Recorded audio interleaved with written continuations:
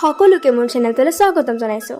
আজি মোক আৰু জাগৃতিক আমাৰ ছাৰে শংকৰী সংগীত বিদ্যালয়ৰ ষ্টুডেণ্টছবোৰক ৰাভা আৰু জ্যোতি সংগীতত নৃত্য শিকাবলৈ মাতিছে। আমাৰ স্কুলৰ ষ্টুডেণ্টছবোৰক ABCD গ্ৰুপত ভাগ কৰা হৈ আছে। এইটো হৈছে গ্ৰুপ B আৰু গ্ৰুপ Bক মই শিকাইছোঁ জিলিকা পাখিৰে, আৰু এইটো হৈছে গ্ৰুপ C আৰু তেওঁলোকক শিকাইছোঁ মই মোৰে জীৱনৰে সখা কৃষ্ণ। আমি হৈছোঁ D গ্ৰুপ আৰু D গ্ৰুপৰ ছোৱালীখিনি নিজে ডান্স শিকি আছে, আৰু আমাৰ জাগৃতিয়ে A আৰু B গ্ৰুপৰ যোনখিনি ওখ আৰু ডাঙৰ ছোৱালী তেওঁলোকক শিকাই আছে ৰাংঢালী ৰচকী।